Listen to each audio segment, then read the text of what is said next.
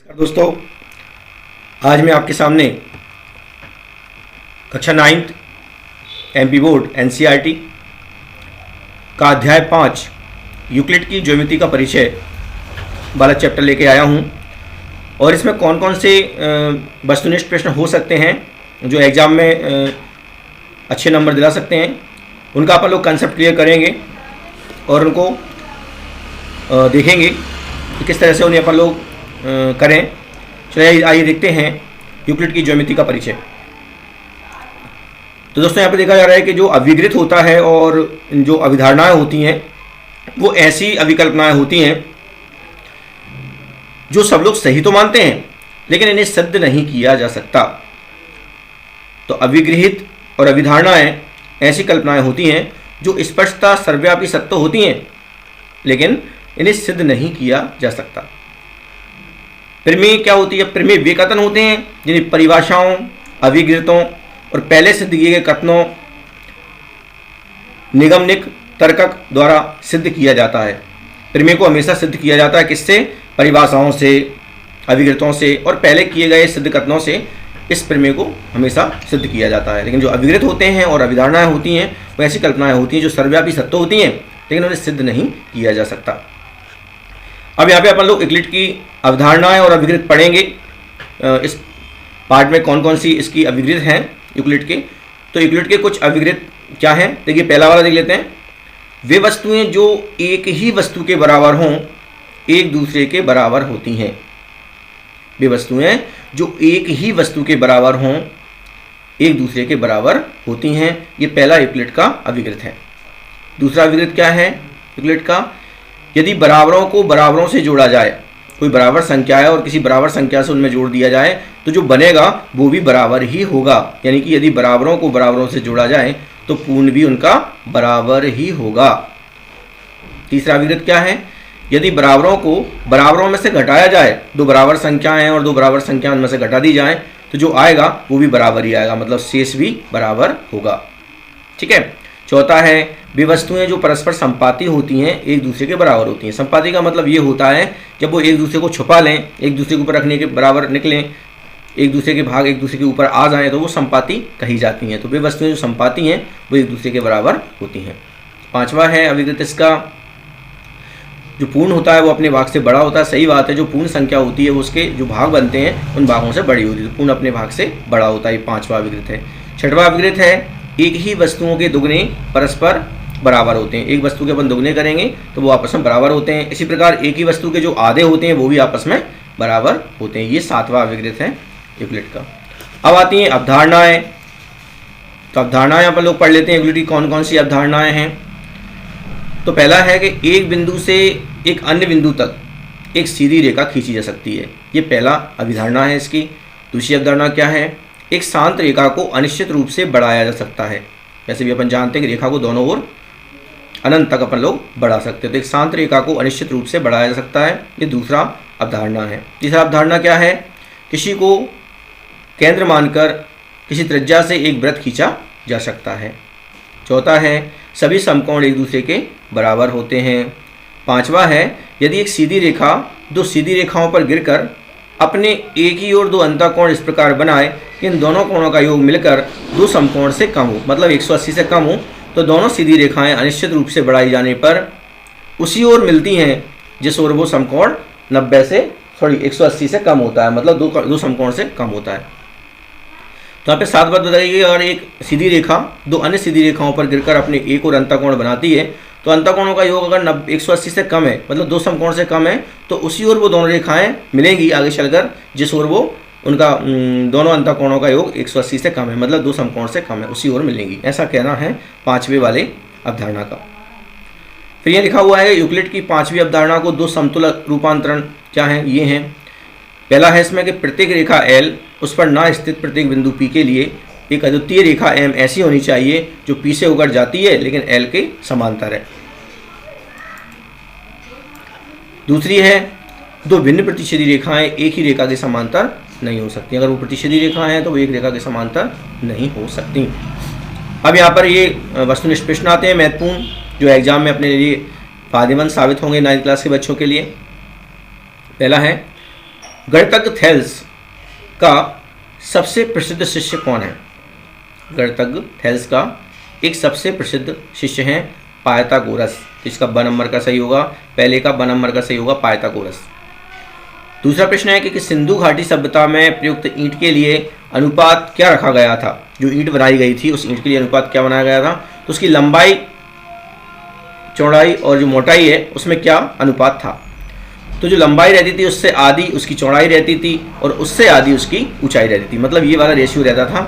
दूसरे का ये स नंबर का सही है, 4:2:1। यहाँ साफ साफ दिख रहा है, मतलब जो उसकी लंबाई रहती थी उससे आधी उसकी चौड़ाई रहती थी और उससे आधी उसकी ऊंचाई रहती थी। तो ये 4:2:1 का जो रेशियो है ये सिंधु घाटी की सभ्यता में प्रयुक्त ईंट का अनुपात रखा गया था।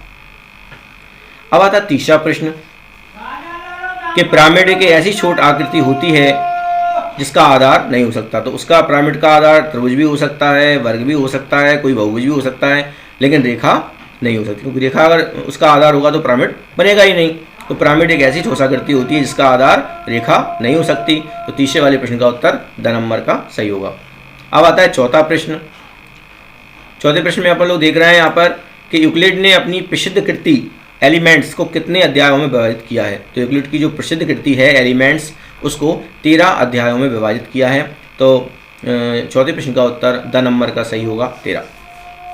पांचवा प्रश्न आता है यूक्लिड कहाँ के निवासी थे? तो मिस्र के निवासी थे। तो यूक्लिड वाला जो प्रश्न है पांचवा वाला उसका जो उत्तर होगा ब नंबर का होगा मिस्रवासी। ठीक है दोस्तों, अब आते हैं खालिस्तान। तो खालिस्तानों को देख लेते हैं अपन लोग। तो खालिस्तान में पहला खालिस्तान रहता है, ये अवधारणाओं और उसके जो अभिग्रत हैं उनसे कनेक्टेड सभी ये क्वेश्चन रहेंगे यूक्लिड के। तो वे वस्तुएं जो परस्पर संपाती होती हैं कैसी होती हैं? एक दूसरे के बराबर होती हैं। तो यहाँ बराबर आ जाएगा, है ना। पूर्ण अपने भाग से हमेशा बड़ा होता है, तो यहाँ बड़ा आ जाएगा। ये अभिग्रत और जो अवधारणा है इनको अपन लोग अच्छी तरह से पढ़ लेंगे, समझ लेंगे और उसके बाद इनको आसानी से भरा जा सकता है खाली स्थानों को। तीसरा है कि एक पृष्ठ वह है जिसमें केवल लंबाई व चौड़ाई होती है। पृष्ठ जो होता है वह होता है जिसमें एक लंबाई और चौड़ाई होती है केवल। चौथा है तो यहाँ पे पृष्ठ भरा होगा। तो यहाँ पे एक रेखा के सिरे हमेशा बिंदु होते हैं, तो रेखा के सिरे बिंदु होती हैं, बिंदु भरा होगा। ठीक है, पृष्ठों की सीमाएं जो रहती हैं वो कैसी हो सकती हैं? वो वक्र टाइप की भी हो सकती हैं और सीधी रेखाएं भी हो सकती हैं। तो पृष्ठों की सीमाएं यहाँ पे वक्र ऑब्लिक सीधी रेखाएं होती हैं। ठीक है, छठवां वाला है इसमें कि एक शांत रेखा को अनिश्चित रूप से बढ़ाया जा सकता है। तो एक जो शांत रेखा होती है उसको अनिश्चित रूप से अपन लोग बढ़ा सकते हैं दोनों ओर। तो यहाँ पे अनिश्चित भरा होगा। ठीक है दोस्तों, चलिए आगे बढ़ते हैं और तीसरा वाला प्रश्न अपन देखते हैं, सही जोड़ियाँ वाला है। तो इसमें लिखा है कि दो भिन्न प्रतिच्छेदी रेखाएं एक ही रेखा के समांतर नहीं हो सकती। ये अपन लोगों ने अभी पढ़ा था। तो उसमें ये पहला वाला जो है इससे मिलेगा द नंबर से, समांतर नहीं हो सकती। एक शांत रेखा को अनिश्चित रूप से बढ़ाया जा सकता है, मतलब ई नंबर से मैच करेगा ये दूसरा। सभी समकोण बराबर होते हैं, तो तीसरा किससे मिलेगा? ये फ नंबर से मिल जाएगा, एक दूसरे के बराबर होते हैं सभी समकोण। चौथा वाला दो भिन्न रेखाओं में से एक से अधिक बिंदु, दो भिन्न रेखाओं में एक से अधिक बिंदु अविनिष्ट नहीं हो सकते, है ना। अगर दो रेखाएं आपस में तो उनमें एक से ज़्यादा बिंदु अविनिष्ट नहीं हो सकते। अगर भिन्न भिन्न रेखाएं हैं तो वो एक बिंदु से ज़्यादा वहाँ अविनिष्ट नहीं हो सकते। पांचवा है दिए गए दो बिंदुओं से होकर केवल एक रेखा अपन लोग खींच सकते हैं, तो एक अद्वितीय रेखा खींची जा सकती है, ब नंबर का इससे मैच करेगा। पृष्ठ के किनारे कैसे हो सकते हैं? रेखाएं होती हैं, तो पृष्ठ के किनारे रेखाएं होती हैं, अ नंबर से मैच करेगा। तो इस तरह से ये अपन सही जोड़ी यहाँ मैच कर सकते हैं। और ये सभी अभिग्रत और अवधारणाओं में से ही सब बने हैं, इसलिए उनको अपन लोग ठीक से पढ़ लेंगे। यूक्लिड की जो अवधारणाएं हैं और अभिग्रत हैं उनको पढ़ लेंगे ठीक से, है ना। चौथा है कि एक शब्द या वाक्य में उत्तर लिखिए। तो पहला वाला जो है यूक्लिड की प्रथम अभिग्रत क्या है? तो अपन देखते हैं कि यूक्लिड की जो प्रथम अभिग्रत है वो है वे वस्तुएं जो एक ही वस्तु के बराबर हों एक दूसरे के बराबर होती हैं। तो ये प्रथम अभिग्रत होती है ना। एक ही वे वस्तुएं जो एक ही वस्तु के बराबर हों एक दूसरे के बराबर होती हैं। फिर यह दूसरा प्रश्न आता है कि यूक्लिड की पांचवी अभिग्रत क्या है? तो यूक्लिड की जो पांचवी अभिग्रत है वो कहती है कि पूर्ण अपने भाग से बड़ा होता है। तो यहाँ इसका जो आंसर होगा पूर्ण अपने भाग से बड़ा होता है। तीसरा है एक ठोस की परिसीमाएं क्या कहलाती हैं? तो ठोस की जो परिसीमाएं होती हैं वो पृष्ठ कहलाती हैं, है ना। फिर ये चौथा वाला है इसमें कि एक रेखा के सिरे क्या होते हैं? तो रेखा के सिरे हमेशा बिंदु होते हैं, तो इसका उत्तर यहाँ बिंदु आएगा।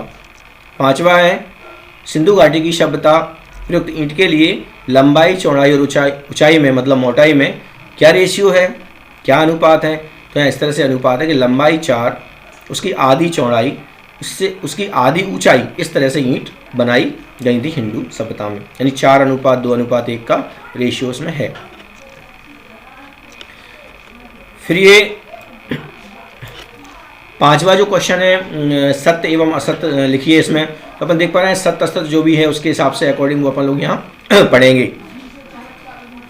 पहला है प्राचीन भारत में सुलभा सूत्र ज्योमेट्री रचनाओं के लिए महत्वपूर्ण ग्रंथ थे, सही बात है ना, तो ये सत्य रहेगा। श्री यंत्र में एक दूसरे के साथ जुड़े 9 समद्विबाहु त्रिभुज अंतर्निहित हैं, ये भी सही है। तीसरा वाला प्रश्न, एक ठोस की 3 विमाएं होती हैं, एक ठोस की 3 विमाएं होती हैं, तो ये भी सही बात है। ठोस में लंबाई, चौड़ाई, ऊंचाई रहती है, मतलब 3 विमाएं रहती है, सही बात है।